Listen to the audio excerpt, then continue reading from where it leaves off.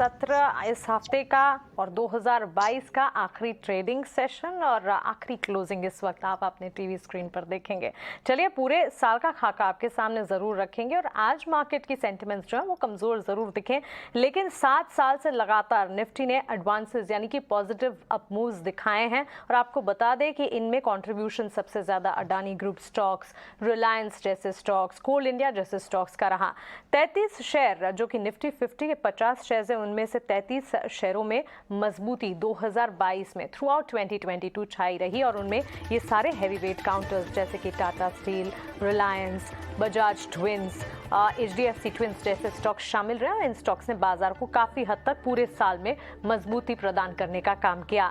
वहीं banking pledge इस साल के हीरो की अगर बात करें तो पीएसयू बैंक स्पेस ही कहा जाएगा, क्योंकि पूरे साल भर में हमने देखा और सेकेंड हाफ में तो ये तेजी जो है वो और ज्यादा बढ़ती हुई नजर आई।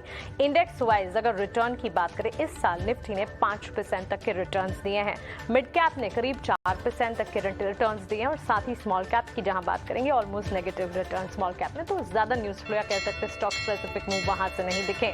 लेकिन सेक्टर स्पेसिफिक रिटर्न्स की अगर बात करें, सबसे आगे तगड़ी मजबूती के साथ पीएसयू स्पेस खड़ा है, चाहे फिर वो सरकारी कंपनियां हो, सरकारी बैंक्स हो।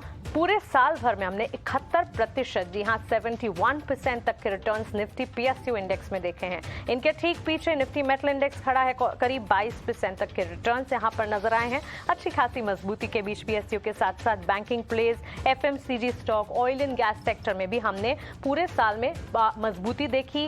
कई सारे ऐसे फैक्टर्स या कई सारे ऐसे दिन सेशंस भी रहे जबकि खबरों के दम पर वहां पर उठा पटक भी रही, लेकिन पूरे के पूरे साल का आंकलन अगर करेंगे और अगर उसकी कंपैरिजन निकालने की कोशिश करेंगे तो आपको पॉजिटिव रिटर्न ही यहां पर नजर आएंगे। ऑटोमोबाइल प्ले 16% पूरे साल में चल गए हैं, वहीं एनर्जी स्पेस में 15% तक की तेजी। और इनफैक्ट आज सुबह तो हम ये भी देख रहे थे कि ग्लोबल मार्केट्स में भी सिर्फ और सिर्फ एनर्जी सेक्टर है जिसने अच्छा परफॉर्मेंस कर दिखाया है।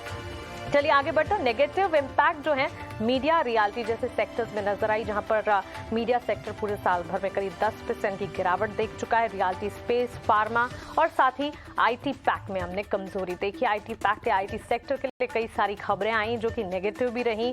ग्लोबल फैक्टर से भी जुड़ा हुआ है एक क्षेत्र और इसी के चलते काफी ज्यादा वॉलेटिलिटी के बीच बीच में कई सारे ऐसे भी सेशंस आए जबकि आईटी सेक्टर पर भरोसा बढ़ा। और इस वक्त भी एक्सपर्ट्स का मानना है कि मिड कैप आईटी के लिए 2023 का साल एक अपॉर्चुनिटी वाला ईयर दिख सकता है, लेकिन साल 2022 में तो नेगेटिव रिटर्न्स ही इस सेक्टर ने देखे। इस क्वार्टर के लिए मार्केट के रिटर्न कैसे रहे? इस तिमाही में निफ्टी ने 6% तक के रिटर्न्स दिए, मिड कैप ने करीब 3% और स्मॉल कैप ने करीब 3% तक के रिटर्न्स दिखाए हैं।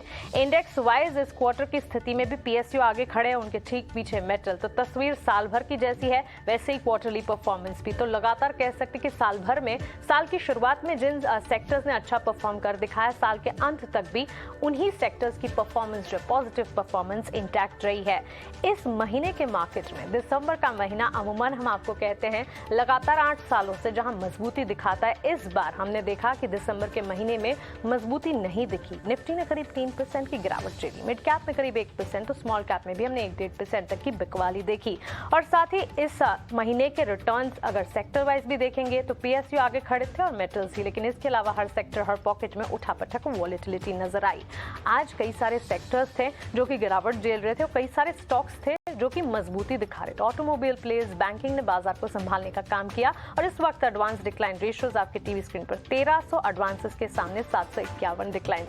तो भले ही इंडेक्सेस में लाल निशान के साथ क्लोजिंग है, लेकिन बाजार का अंडरटोन इस वक्त भी बुलिश नजर आ रहा है। सीधी तौर से आपके सामने तस्वीरें एडवांसेस 1300, इसके सामने 750 डिक्लाइंस हैं।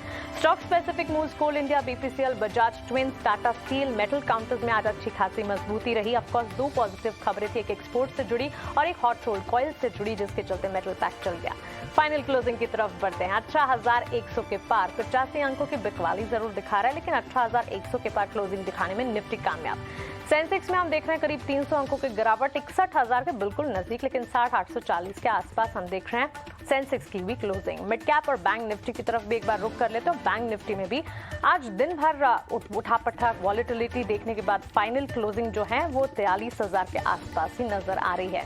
तो चलिए बाजार के लिए कह सकते हैं कि 2022 का साल काफी ज्यादा चैलेंजिंग रहा और इस चैलेंजिंग साल का आखिरी ट्रेडिंग सेशन और आखिरी क्लोजिंग अगर आप देखेंगे तो ऐसी वॉलेटिलिटी जारी रही।